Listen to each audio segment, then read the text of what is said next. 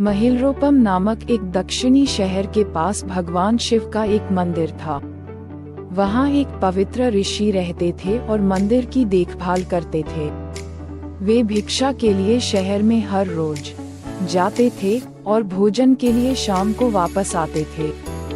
वे अपनी आवश्यकता से अधिक एकत्र कर लेते थे और बाकी का बर्तन में डालकर गरीब मजदूरों में बांट देते थे, जो बदले में मंदिर की सफाई करते थे और उसे सजावट का काम किया करते थे।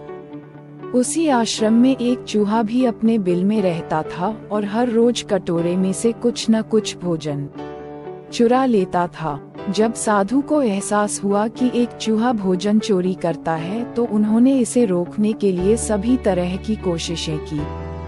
उन्होंने कटोरे को काफी ऊंचाई पर रखा ताकि चूहा वहां तक पहुंच न सके, और यहाँ तक कि एक छड़ी के साथ चूहे को मार भगाने की भी कोशिश की, लेकिन चूहा किसी भी तरह कटोरे तक पहुँचने का रास्ता ढूंढ लेता और कुछ भोजन चुरा लेता था।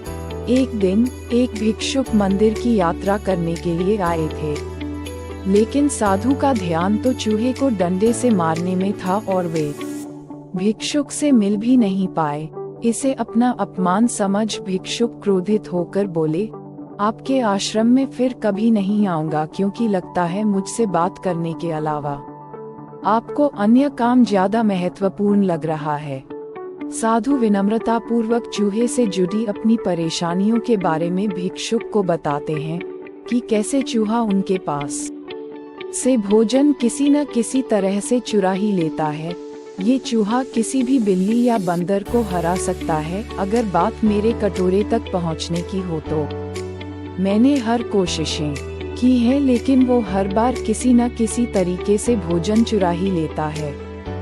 भिक्षुक ने साधु की परेशानियों को समझा और सलाह दी, चूहे में इतनी शक्ति, आत्मविश्वास और चंचलता के पीछे अवश्य ही कुछ न कुछ कारण होगा।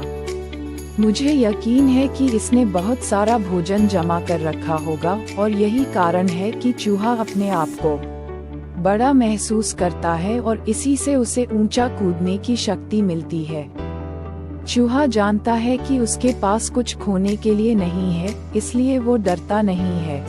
इस प्रकार साधु और भिक्षुक निष्कर्ष निकालते हैं कि अगर वे चूहे के बिल तक पहुंचने में सफल होते हैं तो वे चूहे के भोजन के भंडार तक पहुंचने में सक्षम हो जाएंगे।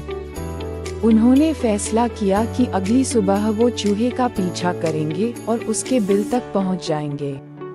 अगली सुबह वो चूहे का पीछा करते हैं और उसके बिल के प्रवेश द्वार तक पहुंच जाते हैं। जब वो खुदाई शुरू करते हैं तो देखते हैं कि चूहे ने अनाज का एक विशाल भंडार बना रखा है। फौरन ही साधु ने सारा चुराया गया भोजन एकत्र करके मंदिर में लिवा ले जाते हैं।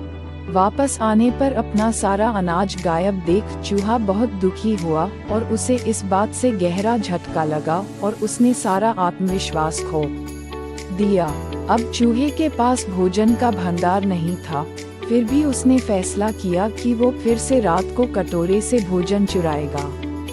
लेकिन जब उसने कटोरे तक पहुंचने की कोशिश की तब वह धड़ाम से नीच गिर गया और उसे यह एहसास हुआ कि अब न तो उसके पर शक्ति है और न ही आत्मविश्वास। उसी समय साधु ने भी छड़ी से उस पर हमला किया। किसी तरह चूहे ने अपनी जान बचाई और भागने में कामयाब रहा और फिर वापस मंदिर कभी नहीं आया। यदि हमारे पास भी संसाधनों की कमी न हो तो हम में भी अद्भुत शक्तियां और आत्मविश्वास की कमी कभी